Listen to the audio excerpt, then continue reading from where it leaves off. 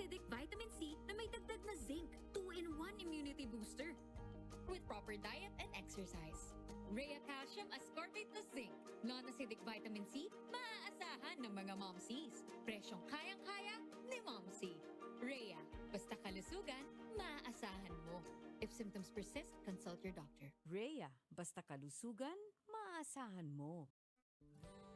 Sa gitna ng pandemya, importante ang tuloy-tuloy na pag-aaral ng mga negosyante upang masiguro din ang tuloy-tuloy na paglago. Sa darating na June 25, ilulunsad ng Philippine Trade Training Center ng Department of Trade and Industry ang Philippine Skills Framework. Paano nga ba ito makakatulong sa mga Pinoy na nasa pagnenegosyo o planong magnegosyo? Pag-usapan natin yan ngayong Miyerkules, June 23, sa Kwentuhang Trabaho, Negosyo, Consumer sa Perfect Morning with Cheryl Cosim, alas 10 hanggang alas 11 na umaga sa Radyo 5, 92.3 News FM. Broadcasting live from TV5 Media Center.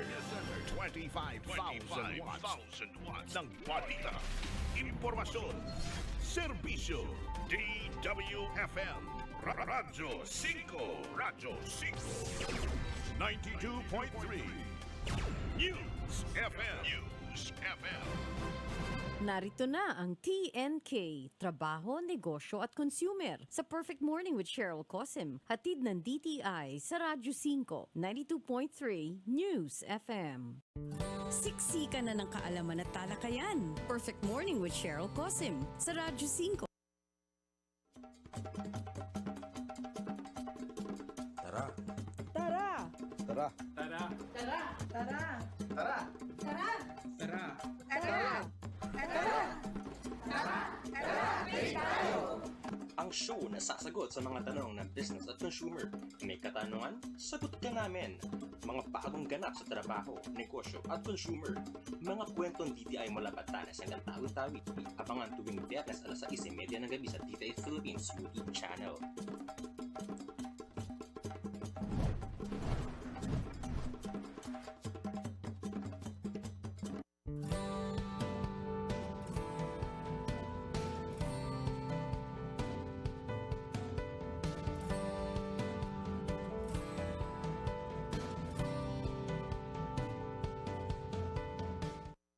Happy perfect morning po sa inyong lahat mga kapatid. Ngayon po ay araw ng Miyerkules, June 23, 2021.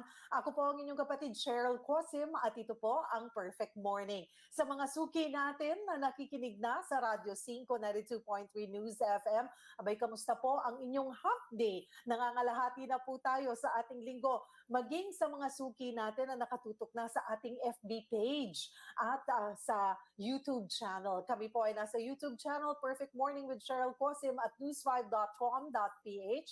Live po kami dyan, kaya maaari po kayong mag-post ng inyong mga katanungan, mga komento, opinyon, at mamaya po ay babasahin natin yan isa-isa. Maging of course sa ating FB page, sa Radyo 5, 92.3 News FM, at sa Perfect Morning with Cheryl Cosim. Inaanyayahan po namin kayong sumali sa ating talakayan, lalo na po sa ating mga negosyante. Abay, hindi naman po pwedeng hindi tayo makipagsabayan sa pagbabago ng buhay, sa pagbabago ng pagnenegosyo, lalo na po tayo'y nasa pandemya pa rin. Yan po ang ating tututukan this week. At dahil nga po Miyerkules, usapang trabaho, negosyo, consumer, hatid po ng Department of Trade and Industry tayo ngayong araw ng Miyerkules. Sa gitna nga po ng pandemya, kailangan di po ba magpatuloy ang ating buhay? Ika nga, ito na po yung ating new normal. Kaya dapat, sabi ko nga kanina, patuloy ang ating pag-aaral para patuloy po din ang paglago ng negosyo. Di po ba pagdating sa aspeto ng pagnenegosyo? At kasama natin ngayong umaga, marami po kayong matututunan para po mas mag-grow pa or makapag-adapt po kayo sa pagbabago ng pagpapatakbo ng negosyo. Kasama po natin ang Executive Director ng Philippine Trade Training Center, si Ma'am Nelly Nita Diliera. Hi, Ma'am Nelly. It's good to see you again virtually. Yeah, virtually. Good morning, Cheryl, and good morning sa audience ng Perfect Mornings. Ayan Morning. po. Good morning po at kasama din po natin ang presidente at co-founder ng Thames International, si Joel Santos. Hi, Joel! Good morning, Cheryl, and good morning, Edie Nelly. It's great to be here in your show. Ayan, thank you. Thank you for joining us. And mga kapatid, again, inaanyayahan po namin kayong sumali sa ating talakayan. Kung kayo po ay may mga katanungan or mga komento, opinion, maaari nyo pong i-post yan sa ating FB page at maging sa ating YouTube chat. Mamaya po ay iisa-isahin po natin yan, ipasasagot sa ating mga guests. Okay, Ma'am Nelly, bago po ang lahat, doon po sa mga hindi pa pamilyar sa Philippine Trade Training Center o PTTC, ipaliwanag muna nyo po sa amin yung kung ano po ba ang mandate nito, ano po ba ang PTTC? Thank you very much, Cheryl, and magandang umaga ulit sa ating mga nanonood ngayon. Ang Philippine Trade Training Center po ay training arm ng Department of Trade and Industry. Kung kaya ang target market natin or target audience natin, yung mga micro, small, and entrepreneur, micro, small, and medium entrepreneurs, at training programs talaga yung pinakaprodukto natin. Originally, Ms. Cheryl, ang programa natin caters to those who are going to export, yung mga nag-export ng mga entrepreneurs. But recently, under SECMON, nire-align natin siya konti. So even yung mga entrepreneurs na nagbebenta pa lang dito lang sa Pilipinas, pinatarget na rin natin. So basically lang, ang programs natin, siguro pinakamaganda ma-differentiate natin siya or ma-compare and differentiate natin siya with TESDA. If TESDA, ang tinuturo nila yung skills, halimbawa pagluluto or pagwe-welding or whatever, ang PTTC naman po, kung gusto mo gamitin yung skill mo para gawing negosyo, pwede po tayong pumunta sa PTTC. Dahil ang ituturo natin dito, yung human resource, sino-sino ba yung mga makakasama nating tao sa ating kumpanya dapat, paano natin i-market yung servisyo natin o yung enterprise natin, pati na rin yung marketing, and of course yung accounting, importante rin yun, pati na business operation. So basically ganun, pang micro, small, and medium enterprise talaga siya. So skills na gagawin mo na siyang negosyo, kakaririn mo na, 'di ba? Yes, Parang correct. kumbaga, kunwari, sabi mo nga natuto ka ng pagluluto, aba magaling pala ako, pwede ko tong gawing isang negosyo or meron akong isang gustong produkto na natutunan at gusto ko na siyang gawing buuin. I-legitimize ko na. Kumbaga, ano yung mga steps? So you're gonna be there also to guide them. Paano ba sisimulan para mas lower yung risk? Sa pagnenegosyo naman, laging may risk. Pero at least, mas less yung mistakes na pwede mong makommit along the way because PTTC will be there. Yes. So ano po yung mga... go ahead, Ms. Nelly. Sorry. Yes, that's right po. So yung mga programs nga natin, di ba, it starts from mga entrepreneurial mindset. So basically, ganun, may mga pathway tayo na magtuturo lalo na doon sa mga aspiring pa lang, nagsisimula ng negosyo. So may pathway tayong sinusunod kasi naman yung mga entrepreneurs natin, iba-iba rin yung progress level nila. Merong nagsisimula, merong nag-expand na, maaaring nagbebenta na locally muna doon sa lugar nila or sa region. Merong national level na or meron ng international. So depende sa progress ng mga entrepreneurs, yung mga training programs na ibibigay natin sa kanila. Kasi iba-iba yung pangangailangan. Yon sa accounting again, sa marketing, sa human resource, and even sa operations. So depende yun doon sa level nila. So ito po yung nadagdag sa inyo sa PTTC. Ngayong pandemic na, ngayong may pandemic. Kumbaga sabi nyo nga ay nakasama na sa ilalim nyo yung training ng mga MSMEs na dati ang focus nyo po ay sa mga nag-e-export and nag-e-import. Tama po ba? Yes. Pero in addition dito, Cheryl, kasi nga itong pandemic, isa sa mga naging parang direction talaga ng DTI, yung digital transformation. So meron kaming bagong program na introduce rin ngayon. We call it Push Start. where we're actually looking for technology solution, mga providers, or yung mga entrepreneurs who can help develop mga tech solutions, mga application, or new business model. Kasi ang gusto rin naman natin, yung mga programs or mga software na mga ma-develop nila, yun rin po yung ituturo naman natin sa mga entrepreneur. Di ba? Kasi parang mas madali, halimbawa sa finance and accounting. Kung dati-dati papel lang ang hinahawakan, alam mo yung mga ledger lang hinahawakan, or simple Excel lang, but we know of a lot of mga software available na ngayon na with the use of it, kahit na naka-work from home pa yung accountant, naka-work from home yung budget or yung manager, automatically they can see it, di ba, makikita nila online. So we hope na sa atin sa Pilipino, alam natin maraming magagaling, i-develop natin yung mga skill natin na ganito para makadevelop rin pala sila ng mga programs or application or whatever that will be very helpful to our MSMEs. So isa yun sa mga bagong program natin after the pandemic. Gusto ko lang din idagdag, Ms. Cheryl, kasi di ba, nitong pandemic talagang dumami yung nagbenta ng pagkain online. Yes, oo. Di ba? Parang ganon. So, ayaw naman natin i-emphasize yung regulatory aspect, pero kailangan din natin as consumers ma-assure na safe yung food na bibilhin natin. And I think even yung mga entrepreneurs would also want na safe rin yung products na ibebenta nila dahil ayaw nilang masira. So, isa sa talaga sa mabenta nating programa ngayon, yung tinatawag nating Food Connect. So, process siya, parang may documentation process nung kanilang ginagawa doon sa kanilang mga planta or doon sa kanilang kitchen, kung doon ba nila ginagawa, piniprepare yung pagkain nila.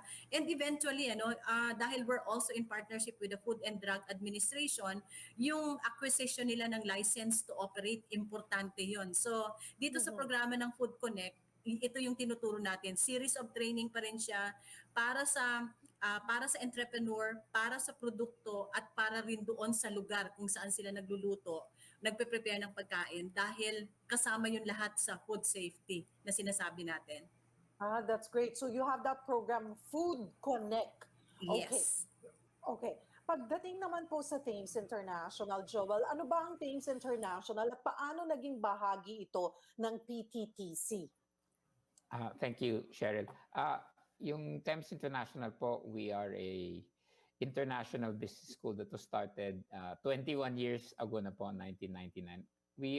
Kami po yung matatawag nating pinakaunang international college sa Pilipinas. Ang ibig po sabihin ng international college, yung mga degree po namin, hindi lang Philippine degree, kundi may Singapore degree kami, may UK degree kami, tsaka may Australian degree. And dahil po dyan sa Singapore relationship, magkakaroon po kasi tayo ng 50th anniversary of Philippine-Singapore diplomatic relations noong 2019. So naganap po tayo ng proyekto between the DTI and the Singapore business sector. And so napag-usapan po na dahil ang Singapore po medyo lagi silang nauuna sa, di ba, medyo forward thinking sila. Yes, so they look at things 10 years ahead. And sinabi po ng Singapore, alam mo, magta-transform na lahat ng industry. Ang tawag po natin dyan, Industry 4.0. So ang ginawa po ng Singapore, sabi nila, kailangan prepared yung workforce natin for the jobs of the future. So ang ginawa nila, kinumbine nila ang Ministry of Trade, Ministry of Education, at Ministry of Labor. Pinagsama-sama nila lahat nung mga organisasyon na to or government offices, and tinayo nila po yung Singapore Skills Framework or through the Office of the Singapore Skills Future. So gumawa sila ng plano. What should our workforce be to address the future of jobs? So That's great. So nung nakita po namin, sabi na, oy, ang galing nito, no?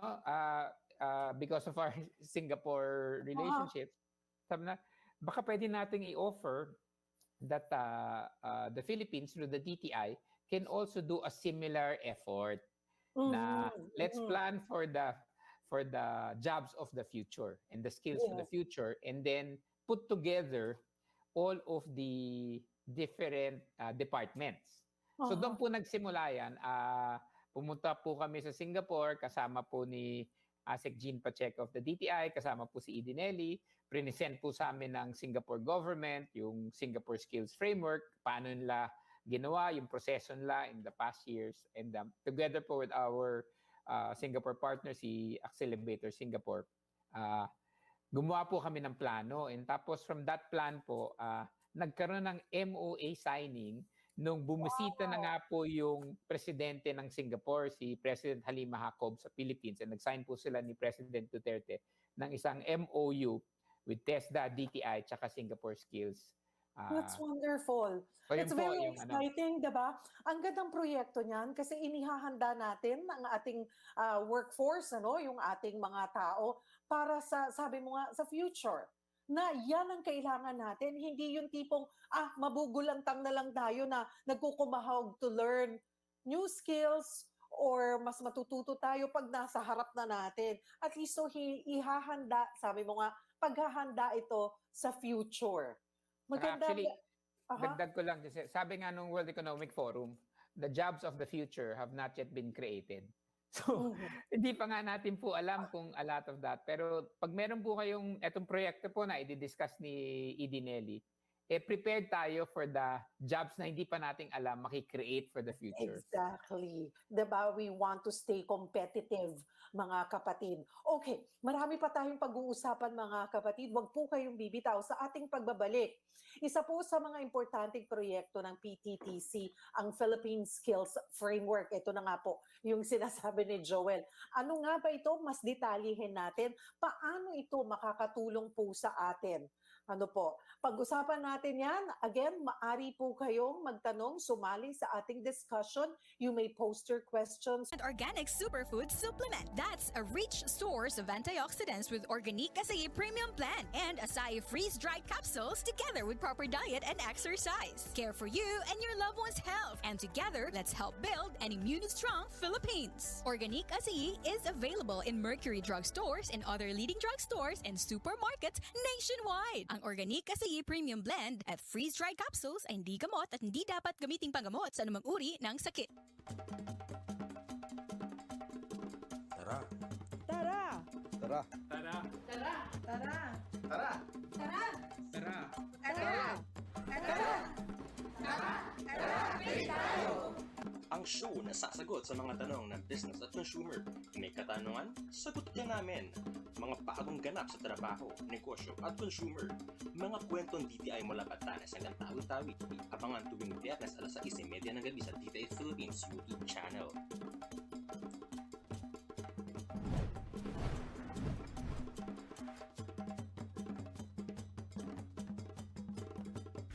Protektahan ang buong pamilya laban sa germs na sanhi ng sakit. Gumamit ng Family Rubbing Alcohol. Ang Family Isopropyl Rubbing Alcohol ay mabangis sa mikrobyo at disinfectant. Maginhawa na, protektado ka pa. Knockout ang mikrobyo sa Family Rubbing Alcohol. Kaya iwas sa sakit ang buong pamilya. Family Rubbing Alcohol. Hindi lang pampamilya, pang-sports pa. Isopropyl ay ang generic name ng Family Alcohol. If symptoms persist, consult your doctor. Ang lalaki, hinahangaan kapag tapat kong magmahal, buong loob, matibay manindigan. Ang lalaki, madiskarte, matigas magdesisyon, kaibigan na maasahan. At sa oras ng lambingan at pagmamahalan, kakampi niya ang Eagle Food Supplement for Men. Kakampi ng mga lalaking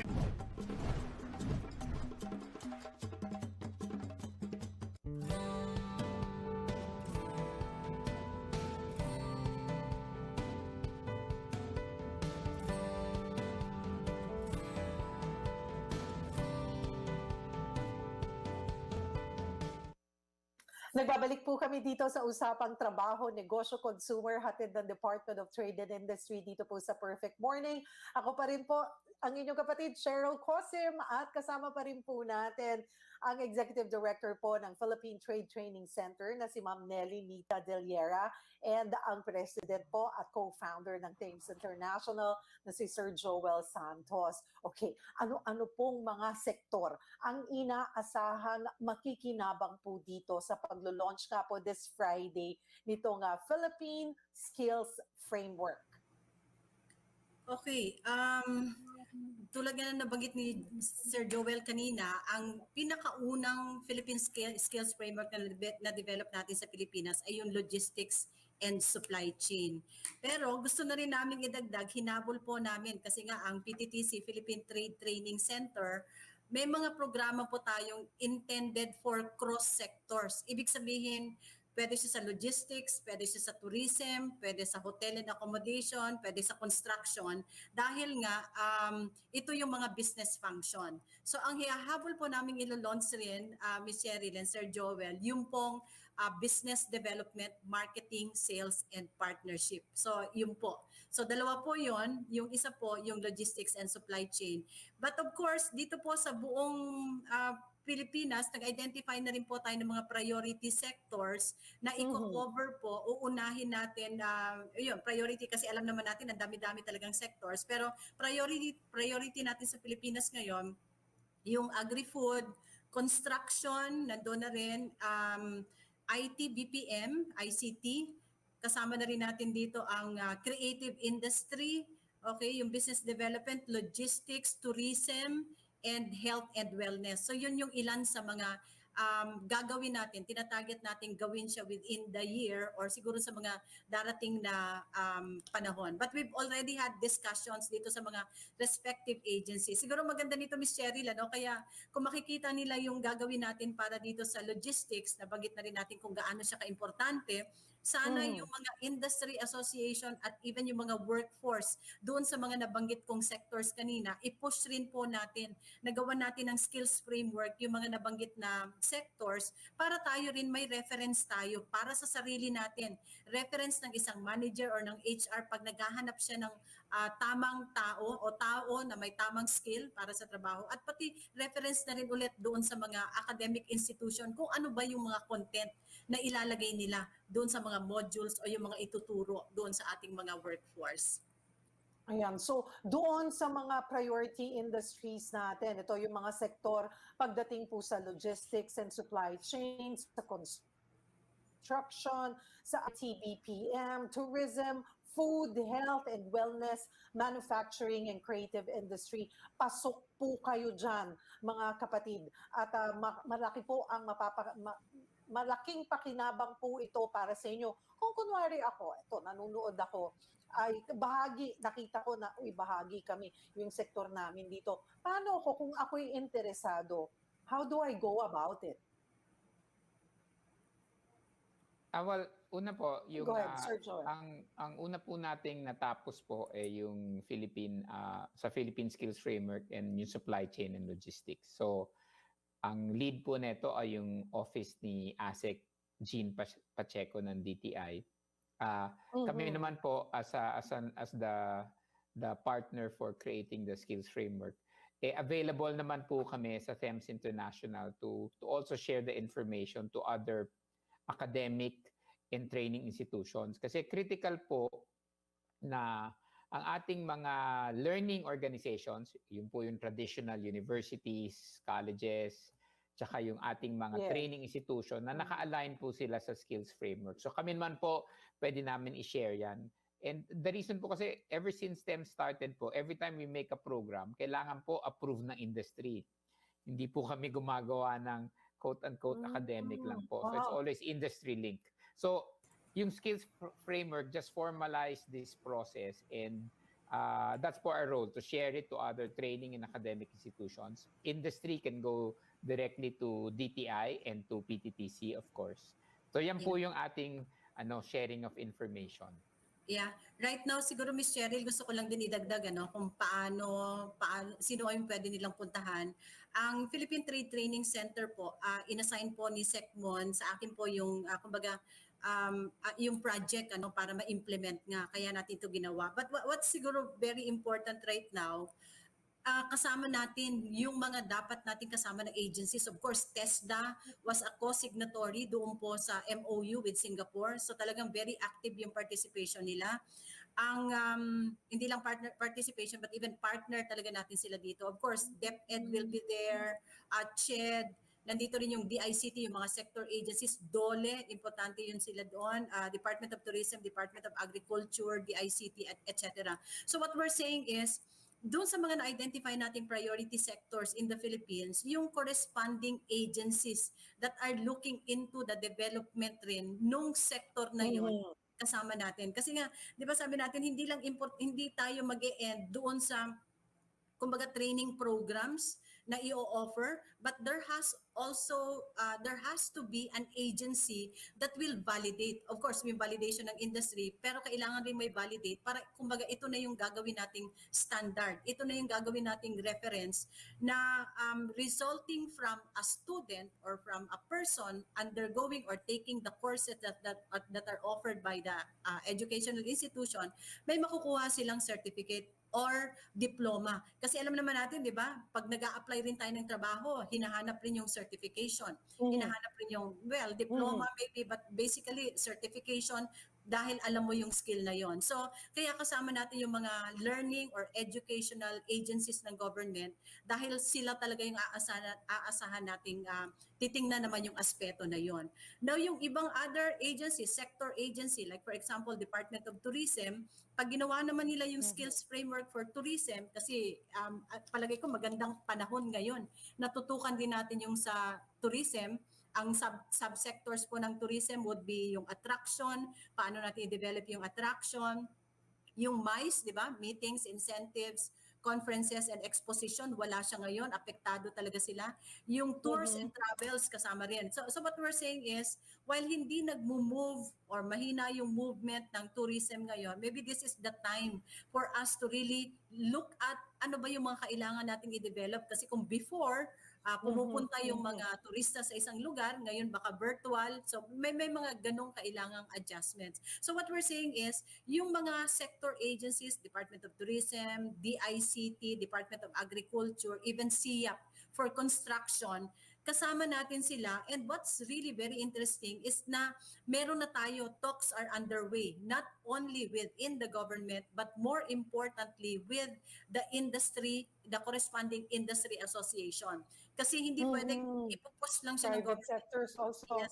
Yes, tama yung sinasabi ni Sir Joel, kailangan pumasok dito yung industry dahil sila naman yung kumbaga government through the maybe government or private sector na may mga training institutions will develop the people through training. But the one who will really develop the economy, will develop the nation na sinasabi natin, yung mga nasa industriya. So dapat lang na tama yung skill na meron yung mga taong meron sila sa kanilang kumpanya. Oo, mas makikinabang. Pwede ba yun? I don't know. Kunwari ako may isang kumpanya at feeling ko talagang, okay, tumatakbo naman siya ng maayos, but it could be better pagdating sa mga empleyado ko or pati sa sistema ng pagpapatakbo ko sa negosyo. Kung gusto ko lang talagang overhaul, paki-check nga, pwede ba akong lumapit kunwari kung ano mang sector 'yon, kunwari sa food sector or sa tourism sector, I can invite someone, or pwede ba akong makipag-tie up or i-check, okay, kunwari lalapitan kita, Sir Joel, na tignan mo nga itong kumpanya ko, baka pwede niyong silipin. And then, can you help me like really base it dito sa skills framework na mayroon kayo para in the future, handa din kami, or may mga problema pala sa sistema namin, or may mga mali pala sa skills ng mga tao namin. Pwede ba yun? Parang, ito na yung buong kumpanya ko, paki-check nga lahat. Pwede ba yun? I think the answer to that, everything is possible, because with the knowledge transfer of Singapore to the Philippines that we contextualize, we actually had several industry validators, so that becomes part of the knowledge transfer. So those industry validators have learned how to apply the Singapore Skills Framework to their individual companies. So they would be a good resource. So aside from TEMS International, there are we can provide the list of all of our validators during the launch, so that the industry sector, at least for the first one that we finish, have many resources to go to. And tama po yan yung sinabi niyo, Cheryl, no? Because you need to do your own company audit, di ba? In a way. Am I preparing myself for industry transformation, di ba? Alam naman natin yung pandemic na pabilis yung ating digital transformation, di ba? So companies are really looking for resources to help them. Tama ba? Ano ba yung future Anong Yes, klaseng yes. tao ba yung dapat kong i-hire? Yung mga current employees ko, paano ko ba sila ite-train ngayon? Kasi ayoko Yeah. na maging obsolete sila, di ba? Kasi Yeah. mahirap sa negosyante na yung tao niya hindi na kaya yung mga bagong requirement ng new normal as we call it. So yes, resources will be made available, and we can include that as a very good suggestion in the launch on Friday to say these are the available resources for those who want to know more. That's great, Rems. Kasi kailangan, di ba, gusto mo mag-level up? Yeah. Mag-level Yes, up. At yes, yung sinasabi exactly. mo din, may mga taong kasama mo na for 10 years and alam mo masisipag. Pero alam mo rin na kailangan i-level up ko yung skills nyo, or I'm gonna have to let you go and hire other people with that skills. But because you want to keep them, they're trusted, alam mo na masipag, kaya lang kulang sa skills, i-level up yung skills, nandyan sila. Yung mga ganong bagay. Pwede. That's a super good point, Cheryl, because data says sa World Economic Forum, 50% of all employees need to be upskilled. So imagine nyo na. So kakalabas lang yan sa Future of Jobs ng World Economic Forum last October 2020. Ganun nga. 50% of all the workforce need to be retooled. So ang daming delikado ngayon sa kanilang mga trabaho pag hindi na pa-upskill. Tama ka, we don't want to lose them, di ba? We'll just have to retool them. Ayan, retool. And also, kung kayo po ay isang empleyado, alam nyo yan eh. Alam nyo sa sarili nyo kung medyo masyado na kayong komportable, akala nyo dahil regular employee kayo, nandyan na kayo forever, hindi kayo basta-basta matatanggal. But you've been there in the company, dapat nandun din yung malasakit na, teka, kailangan matuto rin ako ng bagong skills para makatulong pa ako sa grow ng company. Dapat talaga both from the employer's side and employee side, pareho kayo may malasakit dun sa inyong pinagtatrabahuan o dun sa negosyo para kasama kayo sa pag-grow. Di ba? Ako, mga kapatid, sandali. Nasa huling bahagi na po tayo sa ating pagbabalik. Nasa huling bahagi na po tayo ng ating programa. Huwag po kayong bibitaw. Magbabalik pa po kami dito sa Usapang Trabaho, Negosyo, Consumer, hatid ng DTI.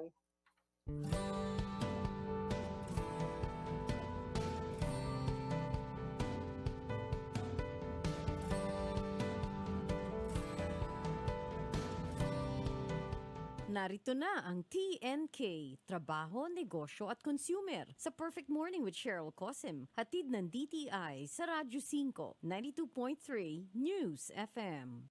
Protektahan ang buong pamilya laban sa germs na sanhi ng sakit. Gumamit ng family rubbing alcohol. Ang family isopropyl rubbing alcohol ay mabangis sa mikrobyo at disinfectant. Maginhawa na, protektado ka pa. Knockout ang mikrobyo sa family rubbing alcohol. Kaya iwas sa sakit ang buong pamilya. Family rubbing alcohol, hindi lang pampamilya, pang-sports pa. Isopropyl ay ang generic name ng family alcohol. If symptoms persist, consult your doctor. Salamat po sa lahat ng pagsasakripisyo at pagiging haligi ng tahanan. Ang inyong katatagan, ang aming inspirasyon para gawing maayos ang aming buhay. Dakila ang inyong pag-ibig at kami ay lubos na nagpapasalamat sa lahat ng mga tatay. Salamat sa pagtuturo sa amin kung paano harapin ang buhay ng buong tatang. Happy Father's Day po mula sa amin, Sarah Geronimo At Daddy Delphin at ng MX3. Tara. Tara! Tara. Tara! Tara! Tara! Tara. Tara! Tara! Tara! Ang show na sasagot sa mga tanong ng business at consumer. May katanungan? Sagot ka namin. Mga bagong ganap sa trabaho, negosyo at consumer. Mga kwentong DTI mula Batanes hanggang Tawi-Tawi. Abangan tuwing Biyernes alas 6:30 ng gabi sa DTI Philippines YouTube channel.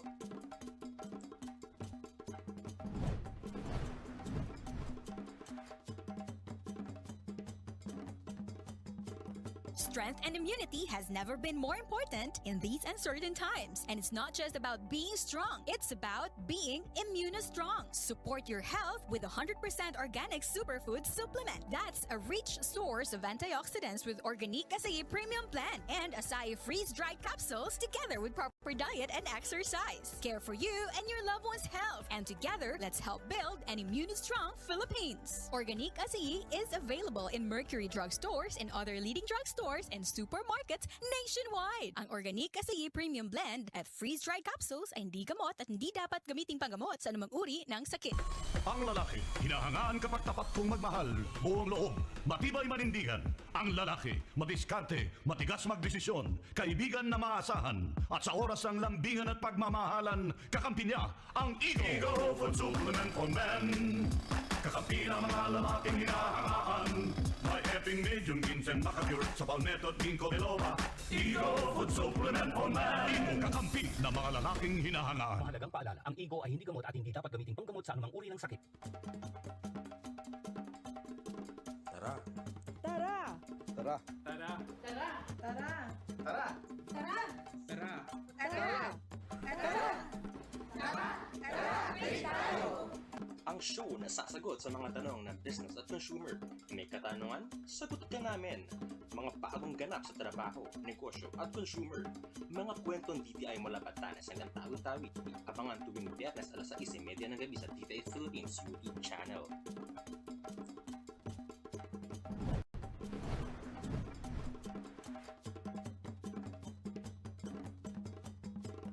Gawing maganda at kaakit-akit ang style ng inyong buhok. Makiuso ka with Pagoda Cold Wave Lotion. Ang Pagoda Cold Wave Lotion ay may lanolin at may perfume neutralizer. Kaya iwagayway ang mapormang estilo ng buhok. Maging in ka. Makiuso ka. Pagoda Cold Wave Lotion, the hair fashion lotion. Tara. Tara! Tara. Tara! Tara! Tara! Tara. Tara! Tara. Ang show na sasagot sa mga tanong ng business at consumer. May katanungan? Sagot ka namin. Mga bagong ganap sa trabaho, negosyo at consumer. Mga kwentong DTI mula Batanes hanggang Tawi-Tawi.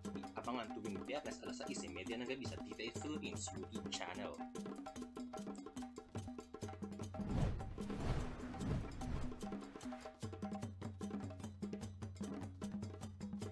Nagbabalik ang TNK, Trabaho, Negosyo at Consumer sa Perfect Morning with Cheryl Cosim. Hatid ng DTI sa Radyo 5, 92.3 News FM.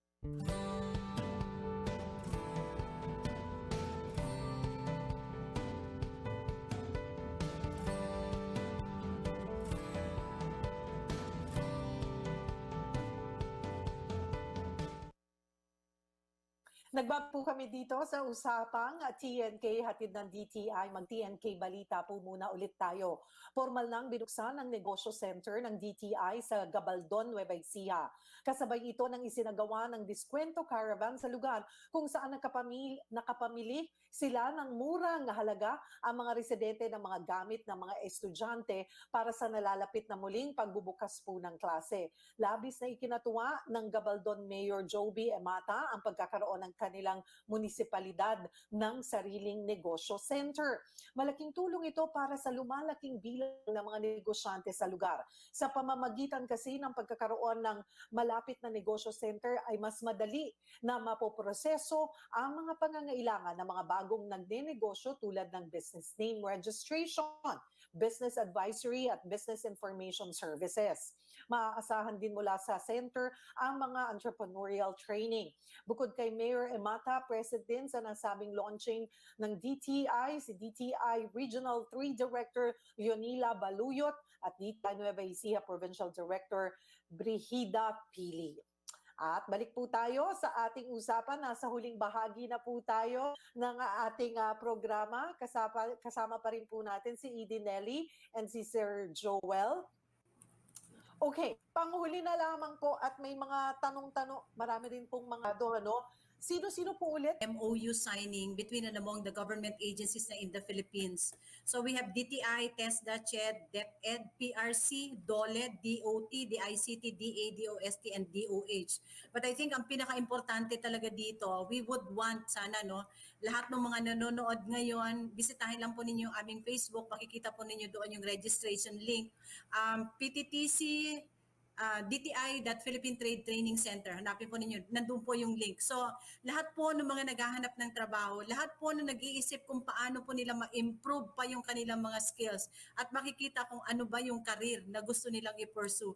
Lahat ng mga nasa academic institution, nagte-train ngayon na naghahanap kung anong magandang content ang ilalagay po doon sa kanilang mga programa na ino-offer. Lahat po ng mga HR, ng mga industry, na naghahanap kung paano po ma-level up, sabi nga yung organizational structure, mahanap kung ano ba yung tamang skills, okay, iniimbitahan po namin kayong umattend dito. And of course, kasama rin po natin na Miss Cheryl, we have a good number from Singapore. I think 50 of them already confirmed their participation. And one very interesting thing, we also have some guests from India because India and Vietnam are also intending to somehow replicate what the Philippines has started in terms of the development and contextualization of the Singapore Skills Framework to the respective countries. Yun po.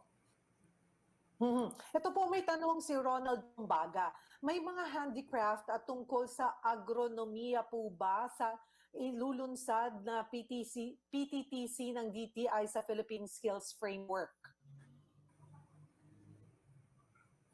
Handicraft at ano po? Ayun, handicraft. Medyo nawala. Ayan. Is it me? I think it's me. Apo.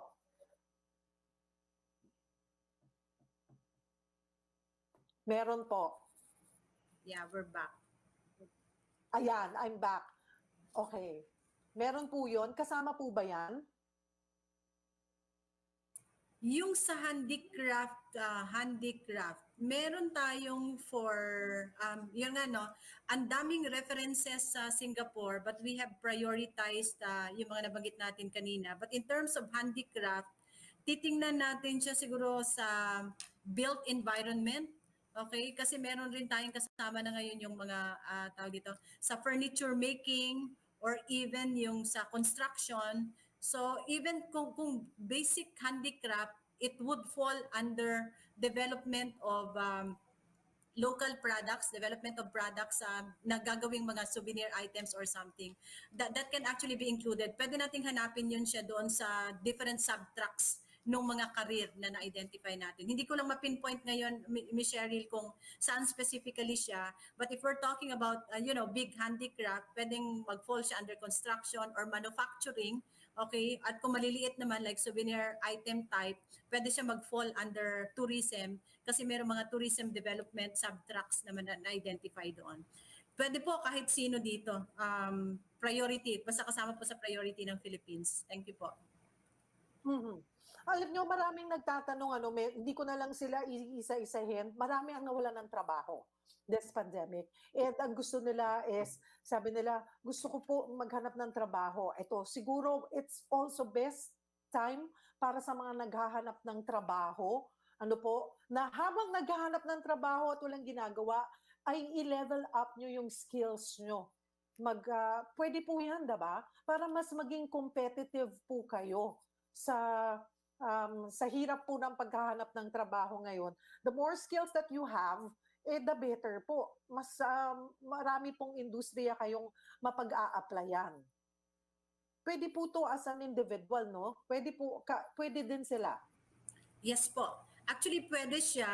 Kasi nga ang target talaga natin sa Philippine Skills Framework, pwede yung employer, pwede yung workforce, yung individual talaga. So itong reference na sinasabi natin document, sila mismo they can assess the existing skills and competencies that they have.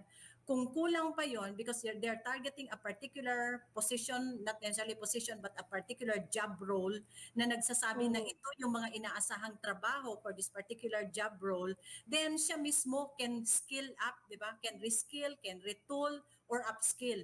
Ang maganda nga nito, sabi mo mga Miss Cheryl, ito talaga yung time na medyo alam mo yon, nag-slow down tayo, hindi tayo masyadong nakakalabas. But ito naman yung panahon na kung titingnan lang natin ang online platform ngayon, ang dami-daming courses that are available. Yeah. Free. Take Diba? advantage. So, take advantage of it. So, sana gamitin natin, i-maximize natin yung use ng time natin. Ang daming libre na available. Kung alam natin kung ano yung gusto nating trabaho, di ba? Gusto nating trabaho at nakita naman natin halimbawa dito sa skills framework na ito yung mga skills na kailangan natin. Kung may gap, kung may need pa, hanap tayo, mag-search lang tayo, mag-google tayo, di ba? Sino ba yung mga training institutions that are offering these courses? Hindi lang siya dito, di ba? Hindi lang sa Pilipinas ngayon accessible yung mga training program. So, tayo mismo, dapat meron tayong sinisimulan sa sarili natin to upskill, reskill, and retool. Okay, bago po tayo magpaalala, go ahead, Joel. Idagdag po lang natin na ang DTI po and the PTC, tuloy-tuloy po yung mga training program. So kakatapos lang po ng DTI E-Commerce Division tsaka ng TEMS International po, yung training namin sa mga negosyante na kailangan mag-e-commerce. So available po sila. Ang tinawag po namin doon, Go tsaka Grow Online. So, tignan nyo lang po yung yung DTI website tsaka yung DTI e-commerce Facebook page. Nandun po yung free training ng government and kakatapos lang po namin. So far po sa e-commerce, mga 10,000 na po yun na train natin from and it's a government initiative. So, TEMS po yung training partner. So, available po siya. Just go to the Facebook pages and the websites of the DTI e-commerce division. Tamang-tama kasi ito Joel, si Kate Virtudazo Diokino. Ayan, sa ngayon po sobrang naapektuhan ng aming sari-sari store. Malapit po kasi kami sa school at dahil walang pasok, halos walang nabili po.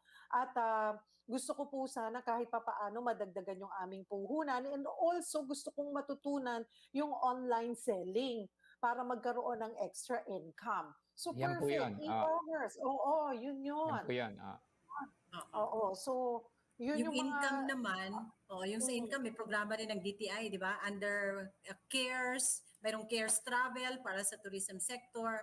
Through the SB Corps, meron rin tayong Heroes Program para naman sa OFW. Yun, puntahan lang po ninyo yung pinakamalapit na DTI office po sa inyong lugar and mabibigyan po kayo ng informasyon naman doon sa financing aspect po. Sabi nga ni Robert Damolo, basta para sa akin, bago ang lahat, tiyakin muna sa sarili ninyo na handa ka. Mas mahalaga ang pagmamahal, dedikasyon, commitment sa aspeto ng pagnenegosyo. Kailangan ihanda mo ang sarili mo ng bonggang-bongga. Ayan, kailangan i-embrace mo diba? Whether magsisimula ka negosyo or mag-aaral ka ng new skills, ilagay mo yung dedikasyon mo nga naman and commitment. Ayan, marami pong salamat. Ito si Ariel Ura Lazatin. Paano po palalakarin ang negosyo kung ang benta ay mahina o ang tubo ay mababa? Natututo rin kayo niyan. Actually, lahat ng katanungan nyo, mahahanap nyo po sa DTI.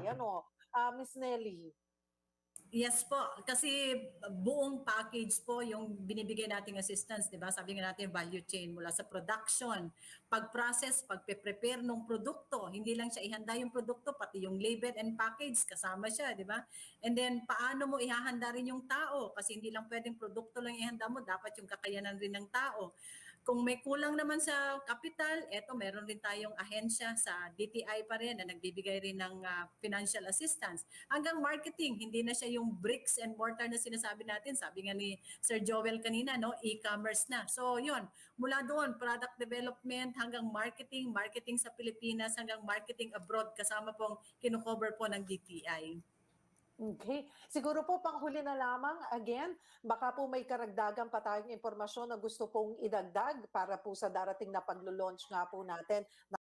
Fastest growing industry in the Philippines at hindi po kaya ng e-commerce kung walang supply chain and logistics. So kailangan po namin ng more partners who will be training institutions. So together with TEMS po, PTTC and DTI, we will share with you the potential curriculum para po sa ating mga training providers. Yeah. Thank you, Sir Joel. Edinelli? Yeah, thank you very much. We will be joined by Secretary Mon Lopez, TESDA Secretary La Peña, Senator Joel Villanueva, and Ambassador Gerard Hong of Singapore during the launching at saka MOU signing po natin along with the different secretaries po ng mga partner agencies natin. Again po, we're doing this for you. So ang inaantay na lang po natin, kayo po na maging part ng ating program para together po sama-sama tayong ma-realize po yung sinasabi nating skills na kinakailangan para sa sarili, para sa trabaho. Thank you very much po. Thank you very much for inviting us here. Thank you for joining us, Edie Nelly and Sir Joel. Marami Thank you. pong salamat.